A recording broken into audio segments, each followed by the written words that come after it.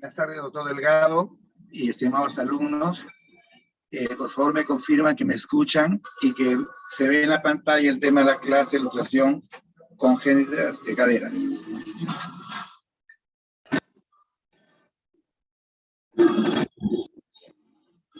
Ok, muchas gracias.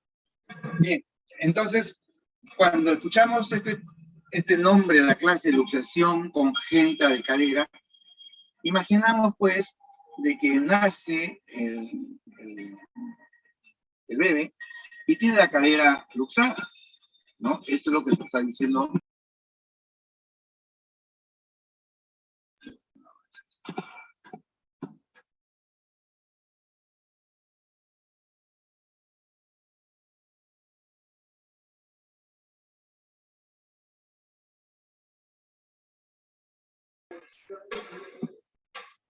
Y ya retomé la foto.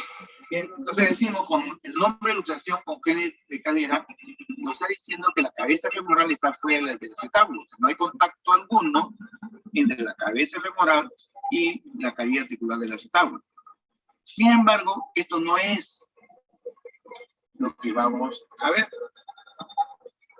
No está luxada la cadera al nacer, ¿no?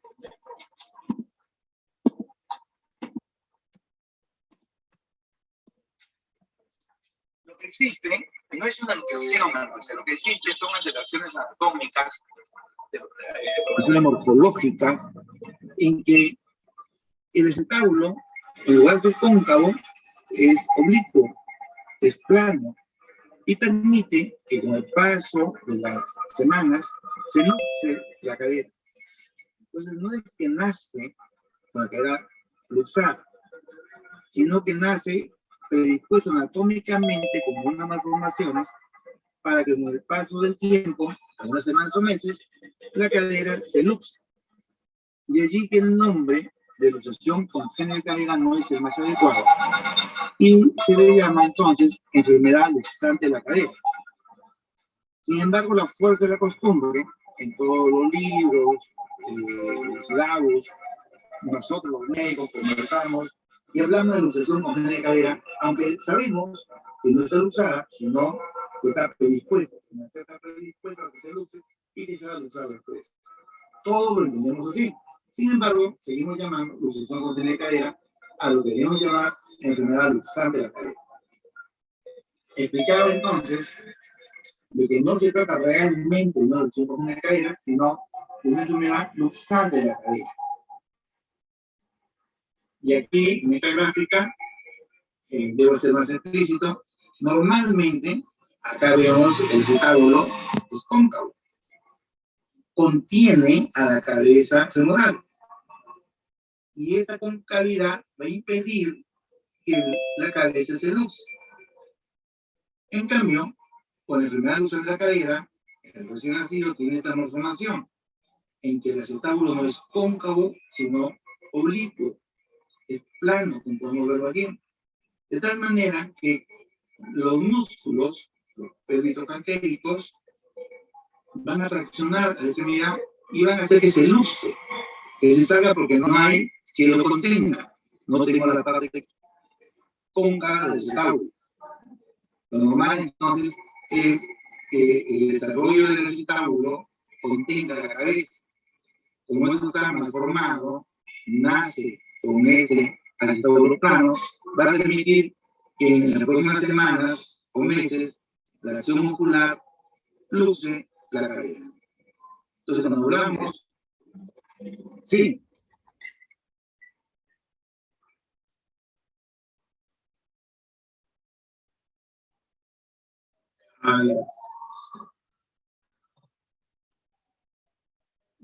Ya cambié el audio. ¿Allí me escuchan mejor? Ya, voy a repetirlo porque para mí lo más importante, o tal vez lo único importante, es definirlo bien. Regresamos a la anterior. Decía que el nombre de luxación congénita de cadera nos induce al error, porque podemos creer que la cadera está luxada cuando nace, y no es así. Decía que cuando uno nace, tiene una malformación congénita en que el acetábulo, en lugar de ser cóncavo, como lo acá normal, es oblicuo. De tal manera que por acción de la fuerza muscular, al pasar los días, semanas, meses, va a traccionar y el fémur se va a luxar, se va a salir. ¿Por qué? Porque tenemos una malformación del acetábulo. No es cóncavo, no lo contiene. Por eso que no deberíamos usar el término de luxación congénita de cadera, porque no está luxado al nacer, sino el término de enfermedad luxante de la cadera, porque esta predisposición anatómica, esta malformación anatómica, va a permitir que se luxe después, semanas o meses después del nacimiento. Entonces, eso es la enfermedad luxante de la cadera, mal llamada luxación congénita de cadera. Decía que lo seguimos usando porque estamos acostumbrados a hacerlo. Pero todos sabemos que cuando decimos luxación congénita de cadera, no es que nace luxado, sino que se va a luxar y hay que hacer algo para que no se luxe. De eso se trata la clase. ¿Qué debemos hacer? Para que estos recién nacidos que tienen esta malformación, que su acetábulo no va a ser cóncavo, es así plano, no se luxen después con el paso de los días por acción de los músculos que traccionan al fémur y se luxa la cadera. ¿Se escuchó mejor?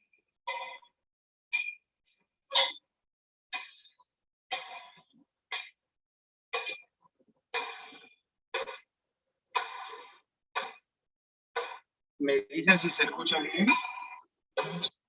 Ok, gracias. Avanzamos.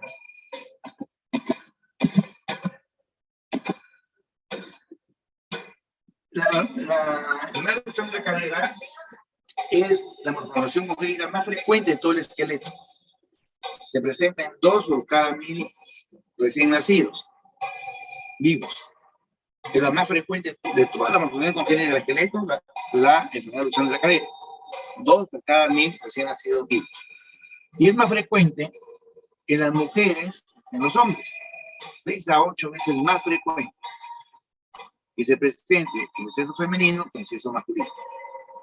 Y en relación a la raza, es frecuente en la raza blanca y muy rara en la raza negra o amarilla. Nosotros, que somos mestizos, también la tenemos, pero no tan frecuente como en la raza blanca. Existe predominio en la cadera izquierda, ¿no? Se presenta más frecuente en la cadera izquierda que en la derecha. 60% de todos tienen la enfermedad en la cadera izquierda y 20% en la cadera derecha. Y recordar que hay un quinto de los pacientes que tiene la patología en ambas caderas. Esto es importante recordarlo, como vamos a ver más adelante en el examen clínico. ¿Por qué se presenta? No lo sabemos. Es idiopático. No se sabe por qué. Pero sí se ha encontrado que está asociado a diversos factores. Esta enfermedad luxante de la cadera está relacionado, hemos dicho, al género femenino, es más frecuente que en hombre, que tenga algún familiar con el antecedente de esta patología. Si la mamá, la tía, la hermana tienen esta patología, tienen 10 veces más posibilidades de hacerla que el que no tiene familiar.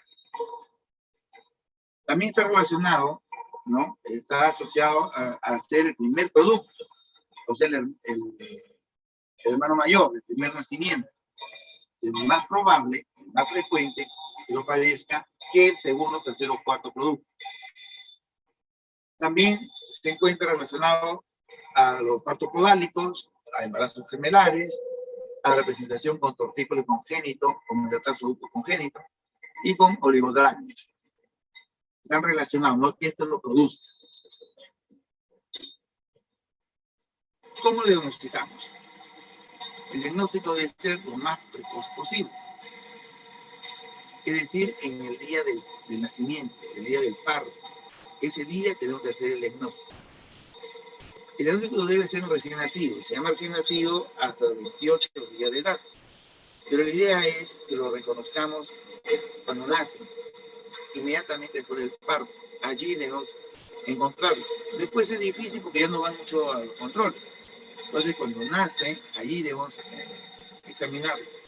Y el diagnóstico es clínico, fundamentalmente clínico. Y entonces se hace un test, una prueba, que se llama el test de Ortolani, que consiste en tener al recién nacido el decúbito dorsal, ¿no? El examinador tiene las rodillas flexas 90 grados, las caderas flexas 90 grados, como es el esquema, y inicia con las rodillas juntas y la base parando.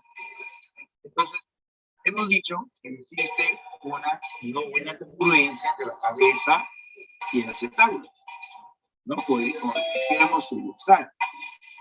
Y a la deducir, que en eso consiste el Ortolani, a deducir las extremidades, se centra.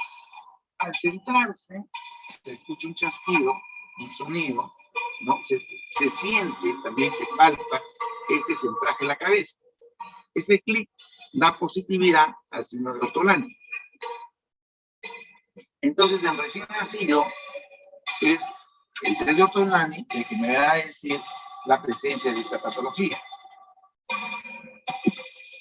Una vez más, recién nacido se hace una serie de exámenes. Ustedes lo van a ver cuando tengan sus clases en pediatría, ¿no? Que tiene que medir el perímetro cefálico, a veces tiene una hidrocefalia, una serie de exámenes. Uno de ellos es buscar si tiene o no esta enfermedad dorsal de la cadera. Y hay que recordar este examen.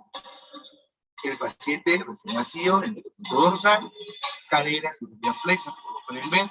El examinador fija el dedo pulgar en la parte interna del muslo, el dedo medio a la altura mayor, y va separando las rodillas, la va adeduciendo.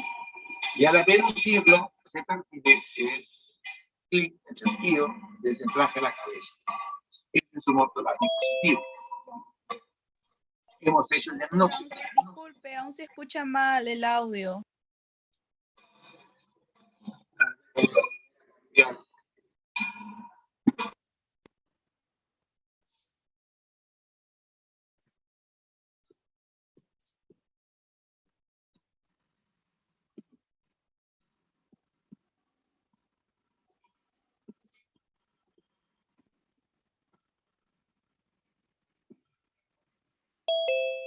Ahí se escucha.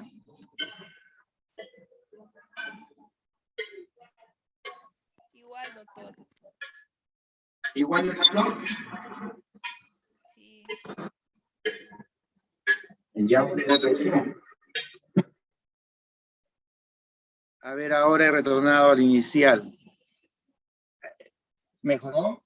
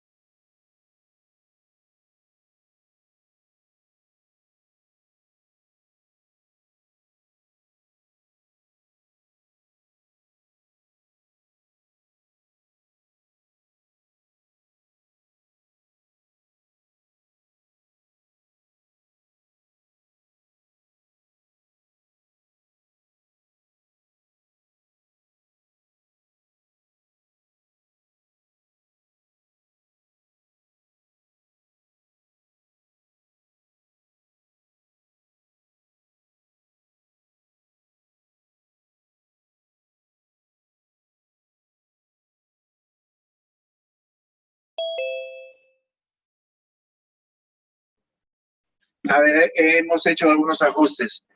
¿Me dicen si se escucha mejor? Sí, doctor. Ok, entonces repito cómo se busca el signo de Ortolani, porque esto es vital que ustedes lo conozcan. Decía que recién nacido había que tenerlo en el decúbito dorsal, con las caderas y las rodillas flexas. El examinador sujeta el muslo, el dedo pulgar en la cara interna del muslo y el dedo medio a la altura del trocánter mayor. Y va a ir separando, va a ir abduciendo las rodillas y va a percibir el chasquido de centraje de la cabeza, que da positividad al signo de Ortolani.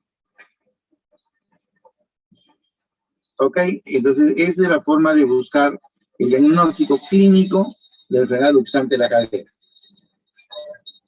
Existe el test de Barlow, que es el ortolani a la inversa. O sea, se empieza con las caderas separadas y luego las voy a juntar buscando que se subluxe la cadera. ¿No? Es el test de ortolani a la inversa. Mientras que uno lo centra, que es el de ortolani al reducir, el de Barlow más bien lo inestabiliza al separar. Existe el signo de simetría de pliegues.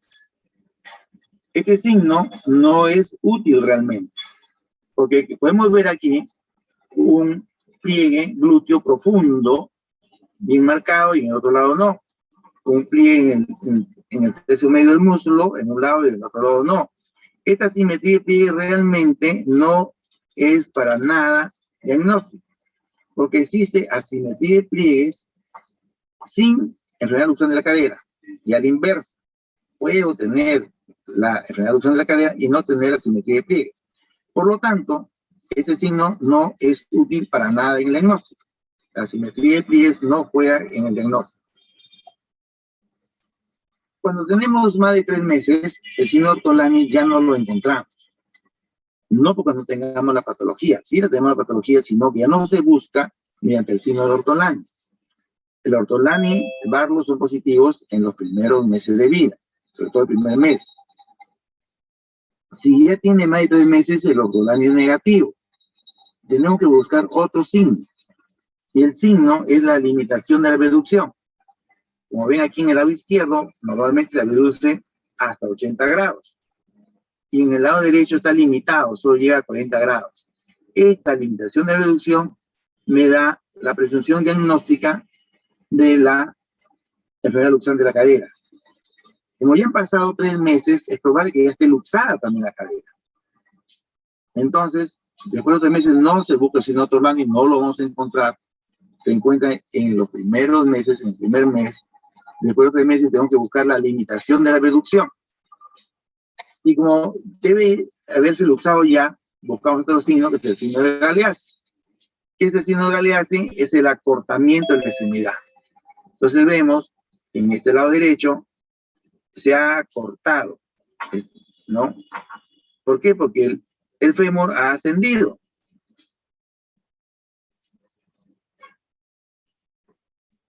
Más adelante vamos a ver la imagen. Que al luxarse la cadera hacia posterior, entonces el fémur desciende y queda más corto, el signo de Galeazzi. Pero recordemos que en un 20% podemos tener bilateral la patología. Y si es bilateral, los dos van a ser a la misma altura.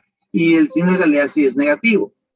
Y no es que no tenga la patología. Lo que pasa es que las dos están luxadas y por lo tanto las dos están del mismo tamaño. Y no voy a encontrar el signo de Galeazzi. El signo de Galeazzi traduce el acortamiento de la extremidad porque se ha luxado la cadera. Y si no tengo Galeazzi, no quiere decir que no tenga luxar las caderas. Tendré que buscar el signo entonces de limitación de la reducción. Las dos caderas llegan a 40 grados, entonces bilateral. Eso es la clínica. Pero también tenemos pues imágenes que nos van a corroborar nuestro diagnóstico o descartar. Y tenemos la ecografía como el gol estándar en recién nacidos, ¿no? Y las radiografías después, cuando ya tenemos los núcleos de expansión presentes, y que más o menos van a ser útiles después de los 3 meses. Entonces, para diagnosticar por imágenes, la ecografía es muy útil en el recién nacido. Y después las radiografías. Entonces, la ecografía es el gol estándar, pero desgraciadamente no tenemos a mano en todos los centros un ecógrafo adecuado, un traductor adecuado para recién nacidos, y tampoco pues el ecografista adecuado, ¿no? Y esto es pues un examen muy operador dependiente, depende de qué tan entrenado está el ecografista para poder interpretar estas imágenes. Por eso es que el examen clínico es sumamente importante, ¿no? Un buen ecografista hace un buen diagnóstico tan igual como el que examina bien. Las radiografías también son útiles. En el recién nacido podemos utilizarlo así, ¿no? Calculando el ángulo acetabular o el índice acetabular. Se trazan unas líneas, o está horizontal, ¿no? Que une la parte más baja del acetábulo, y luego otra línea que une los vértices del acetábulo. La intersección de ellas da un ángulo. En recién nacido normalmente debe ser menor de 25 grados. Este ángulo debe ir disminuyendo conforme pasan las semanas, los meses, de tal forma que al llegar a los 2 años debe llegar a menos de 20 grados. Y existen tablas que esto nos va a ir precisando, ¿no? De acuerdo a la edad que tenga y el género que sea, el índice celular va disminuyendo. Y cuando se apartan esas tablas, es patológico. Las radiografías son muy fáciles de utilizar cuando ya están osificados los núcleos de la cabeza femoral, y esto ocurre después de los 6 meses aproximadamente. Y aquí sí es muy útil las radiografías. Trazamos una línea horizontal, ¿no? La línea de Greiner, que une la parte más baja de los acetábulos, y luego trazamos una perpendicular al borde externo del acetábulo. Esta línea de Greiner nos va a dar 4 cuadrantes. 4 cuadrantes, que son los cuadrantes de Obredaño.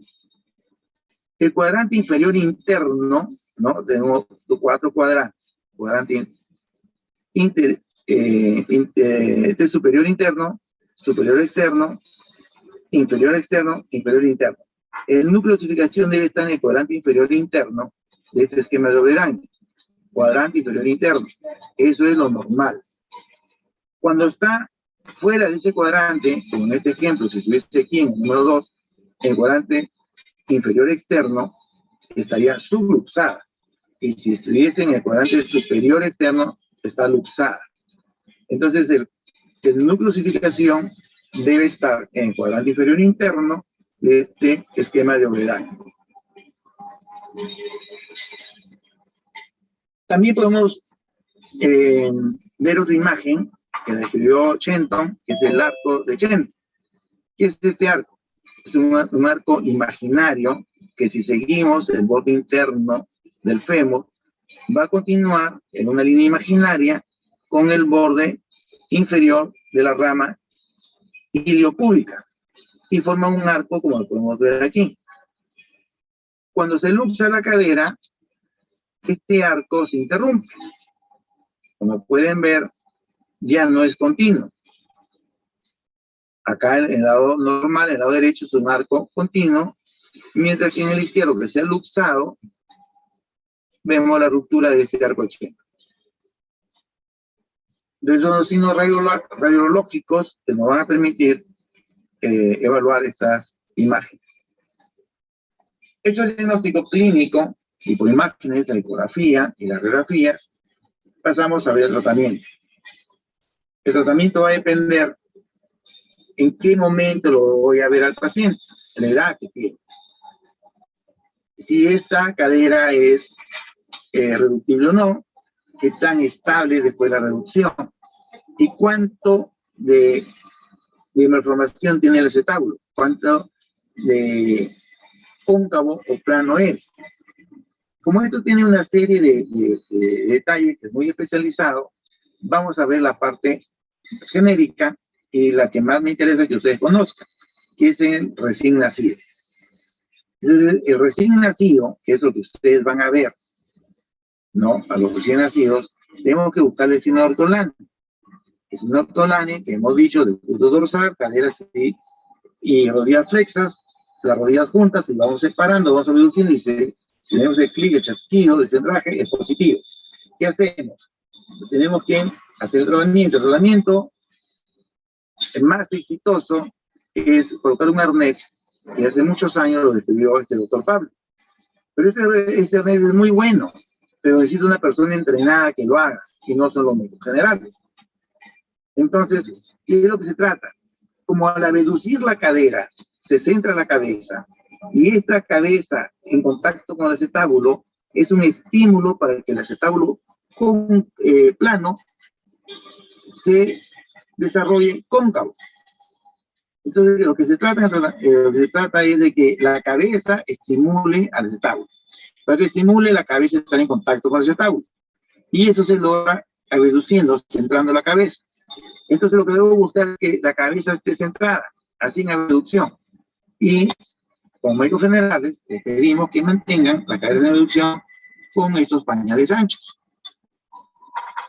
Y así, en estas condiciones, colocándole pañal ancho, que mantenga abducidas las caderas durante todo el día, mañana, tarde y noche, lo pueden derivar para que el especialista ya le pueda colocar su arnés correspondiente.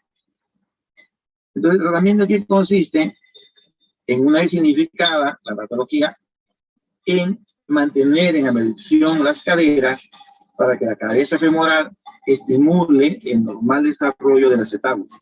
De plano que es, se desarrolla en cóncavo. Esa es la idea. Entonces, vamos a colocar a aquellos pacientes que podemos acomodarlo, podemos centrar la cadera, tenerlo con el dispositivo. El bebé que no camina, son recién nacidos, para recién nacidos, el primer mes es recién nacido, hasta 28 días, y lo mantenemos hasta que la cadera sea estable 3 meses más. Sea promedio, sea mínimo hasta 3 meses. El promedio es de 3 y 6 meses. Y mantener la cadera, entonces, reducidas. Hay una serie de férulas, de aditamentos que mantienen a reducir las caderas. El mejor de ellos es el de Pablo, pero necesitamos una persona entrenada. Y lo que debemos hacer, como médicos generales, es mantenerlo con los pañales anchos, para que estén a reducir las caderas y la cabeza estimule al acetábulo que se desarrolle adecuadamente. Si esto lo hacemos, se desarrolla al íntegro, se mejoran al 100%, no queda ninguna secuela, su desarrollo va a ser enteramente normal. De allí la importancia que ustedes conozcan al señor Ortolani y que el tratamiento es mantener a reducir las caderas. Si por esa razón no lo pueden derivar a un centro de mayor resolución y tiene que quedarse, una mamá tiene otro hijo pequeño o lo que fuese, mantener las caderas reducidas es el tratamiento. Y si no tiene la patología, tampoco le causamos ningún daño. Ante la duda, entonces, reducimos las caderas. Esto es el mensaje importante. Si no lo hacemos, y pasa el tiempo, vamos a ver ahora qué es lo que va a pasar. El arnés puede fallar, lógicamente, si no lo coloca alguien que sepa hacerlo, ¿no? No usen el de parte del médico, o no pueden llevarlo pues, a los controles que son muy seguidos, semanales, quincenales, durante meses, para poder acomodar ese arnés. Entonces puede fallar, sí, ¿no?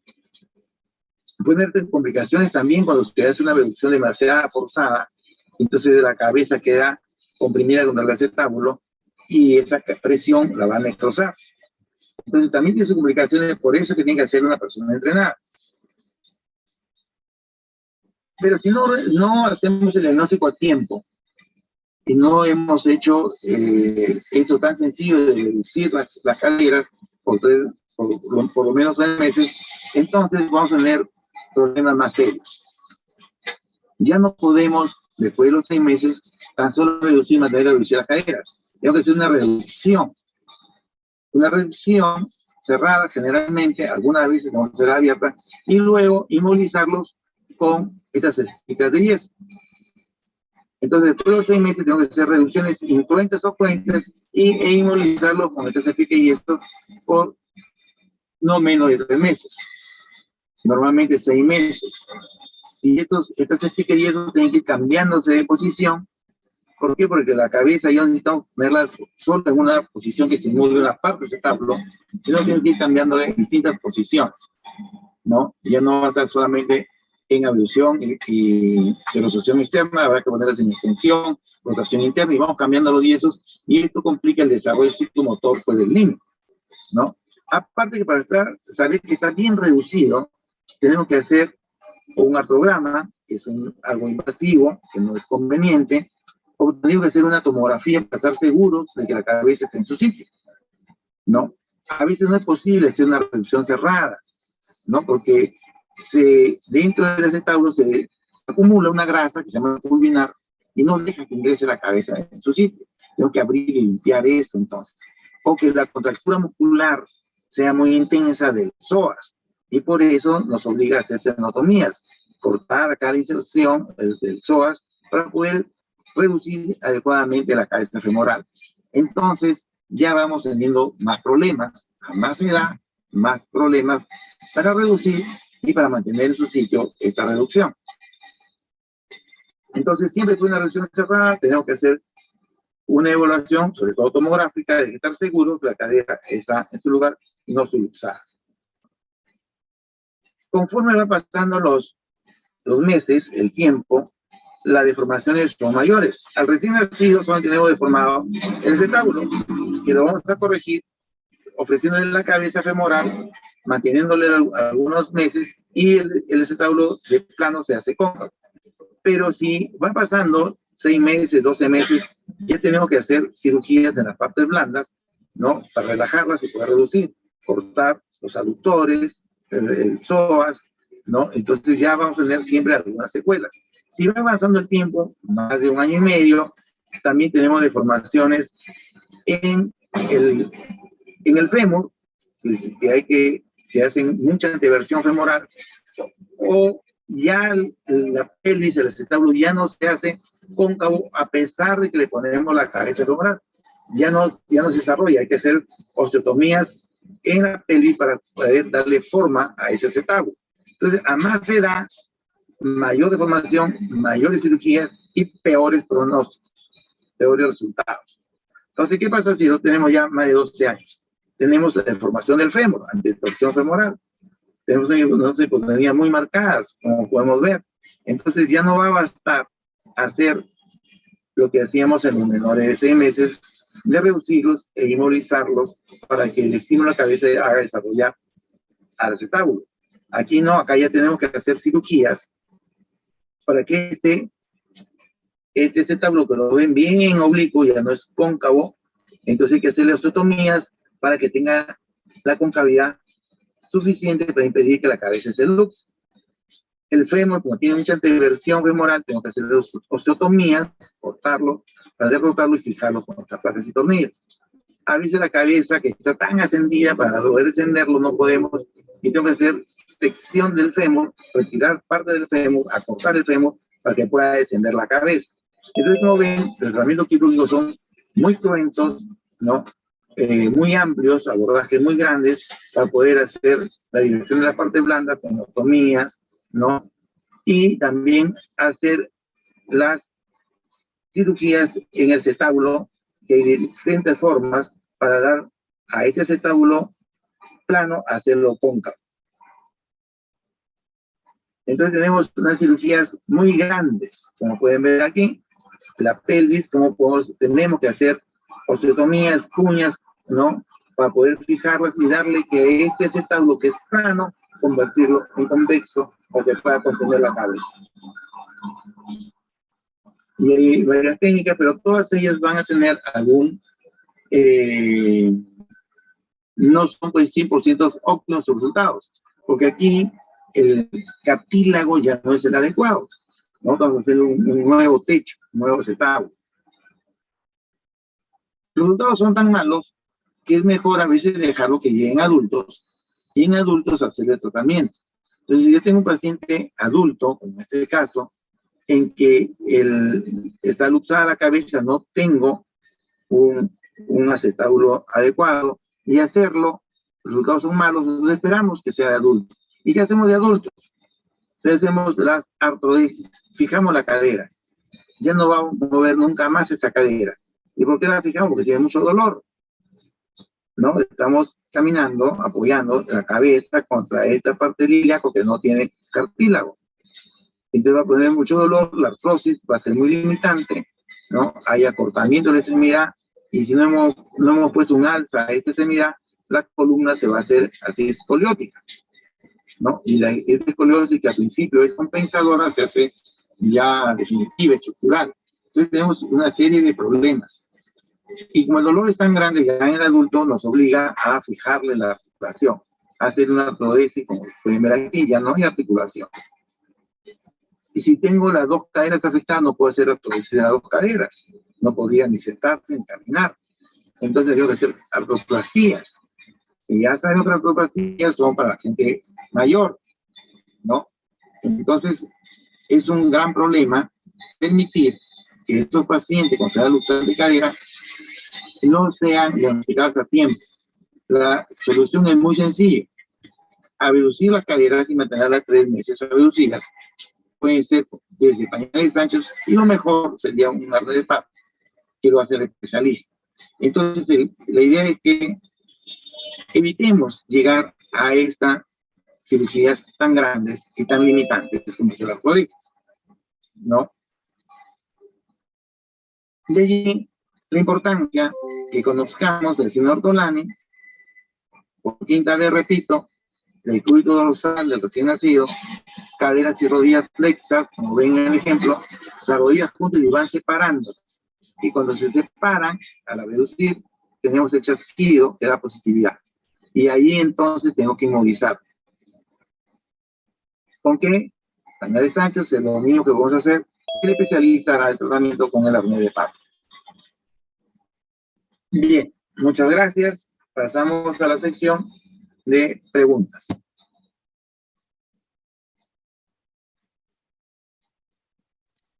Doctor, disculpe, muy buenas tardes.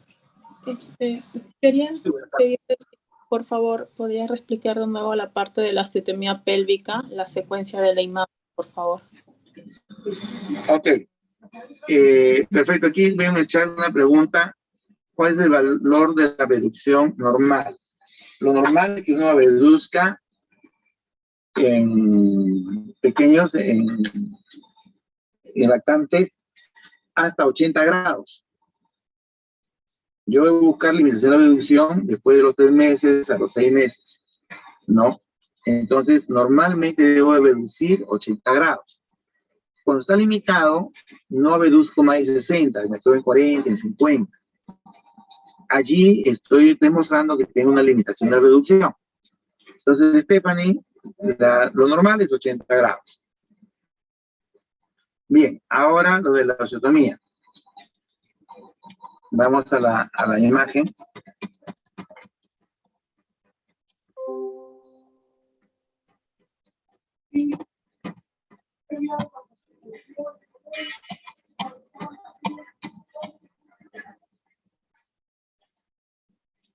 Aquí. El acetábulo lo vemos oblicuo, no es cóncavo. Entonces, para hacerlo cóncavo, hacemos un corte acá, hacemos una osteotomía, cortamos el hueso, introducimos algún elemento, un cincel y bajamos este fragmento óseo. Lo bajamos. Si lo dejo ahí, se va a volver a subir. Entonces sacamos un pedazo de hueso de aquí, hacemos una ostectomía, sacamos hueso, y esta cuña se la introducimos donde hemos aperturado con la osteotomía. De tal forma que le hemos creado un nuevo techo a esta cabeza, un nuevo acetábulo. Esa es una forma. Otra forma es no hacer una cuña, sino hacer todo un corte de todo de la pelvis, del hueso ilíaco, lo separamos y lo fijamos, ¿no? Así con estos clavos, para mantener la posición y no se vaya a regresar. ¿Con qué sostenerlo? Podemos sostenerlo con estos clavitos, como ven aquí, o con unos tornillos. No les doy más detalle porque realmente es algo sumamente complejo, que lo hacen los ortopedistas, ¿no? Los médicos trabajan en el lugar Clínica San de Dios, el niño, ¿no? Entonces, y el tema está en que no lleguemos a esto, porque esto va a dar, no son funcionalmente 100% para nada. Lo que yo quiero decirles a ustedes es que encontremos a todos estos recién nacidos con esta malformación congénita llamada enfermedad luxal de la cadera, lo encontremos allí en recién nacido buscando el síndrome Ortolani y ante la sospecha lo deriven. porque el tratamiento es muy sencillo y muy eficaz y no deja ninguna secuela. Si lo encontramos tarde, al año, a los 2 años, de que tengamos que hacer estas osteotomías, los resultados no son buenos. Y además es muy limitante. A estos hay que tenerlos inmovilizados, además con aparatos de yesos, ¿no? Traban el desarrollo psicomotor de los niños, ¿no? No sé si contesté tu pregunta. Sí, doctor. Disculpe, también se mencionó como procedimiento de Klischik en el tratamiento de 1 a 5 años, acortamiento de fémur. ¿Eso con qué finalidad, doctor? ¿Y en qué zona? ¿En la diáfisis? Ya, sí. A ver si tengo acá una imagen que esté luxado. Aquí. Este es un adulto, pero vamos a pensar qué voy a hacer para acomodar esa cabeza que está bien ascendida, quería estar aquí, ¿verdad? La cabeza está en el ilíaco, debería estar aquí en el acetábulo, pero se ha luxado. Entonces, ¿qué hacemos para poder ponerlo en el niño, ¿no? En su lugar? Porque si yo jalo, tracciono con fuerza, venzo los músculos, porque como es un niño pequeño de 3 años, yo lo voy a vencer con mi fuerza. Y entonces lo voy a poner en su sitio.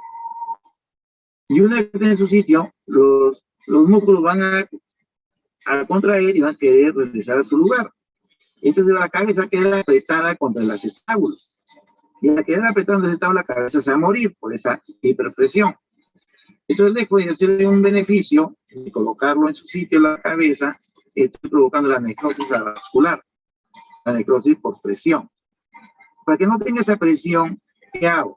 Cortamos aquí el fémur, aquí en la diáfisis, y le corto 3 centímetros.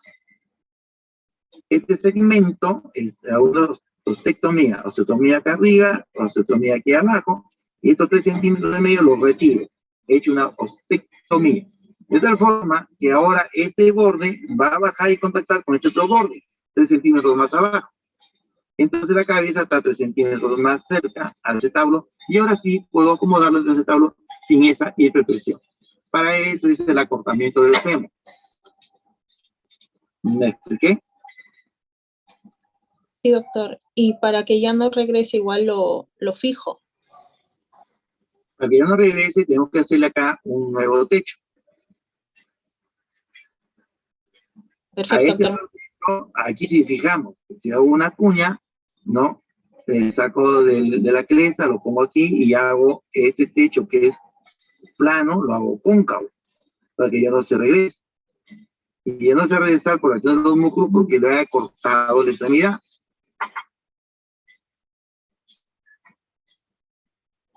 ¿Me expliqué? Sí, doctor, muchas gracias. Ok. A ver, aquí me pregunta.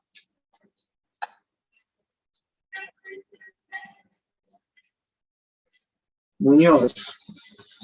El arco de Shenton y cuando el núcleo de fijación se pasa del cuadrante PX en la radiografía. A ver, del arco de Shenton no entiendo perfecta la pregunta y la otra, Muñoz me la dice después que yo conteste, ¿ok? Vamos a el arco de Shenton.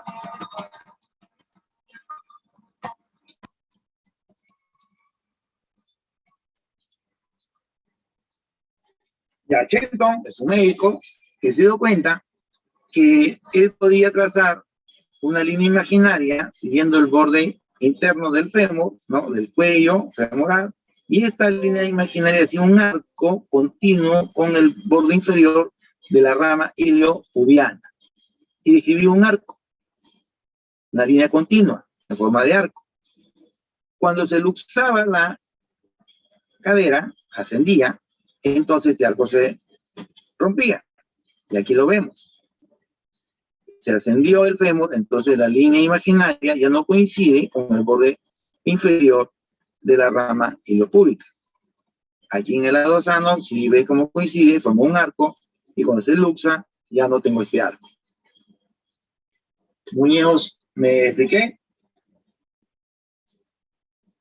Sí, doctor.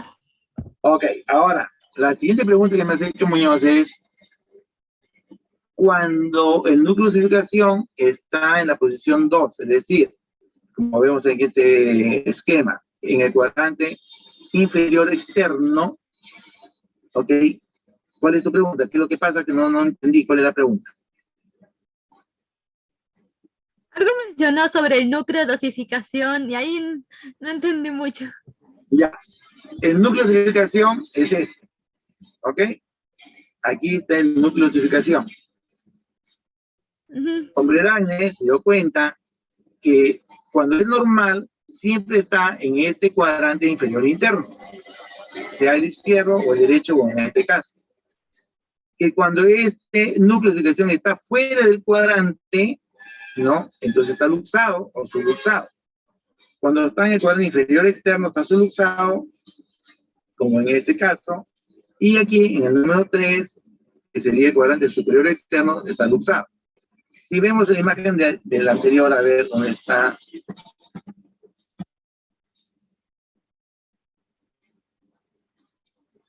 Aquí. Si trazamos este cuadrante, ¿se acuerdan esta línea horizontal? Y una perpendicular, este núcleo de osificación nunca va a estar, no está de ninguna manera en la parte interna, cuadrante inferior interno, ¿no? Se va a hacer tu línea imaginaria aquí, la perpendicular, y no está en el lado interno, está en el lado externo. ¿Correcto? Aquí lo tengo usado, y está, tengo que trazar la línea, y vas a ver que está no está en el cuadrante inferior interno, y está de aquí.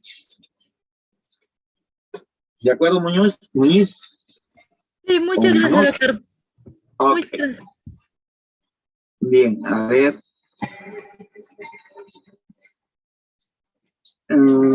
Ya no tengo preguntas en el chat.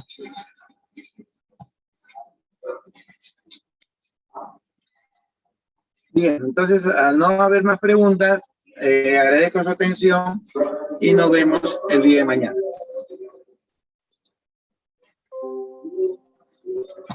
Muchas gracias, doctor. Gracias a ustedes, hasta mañana.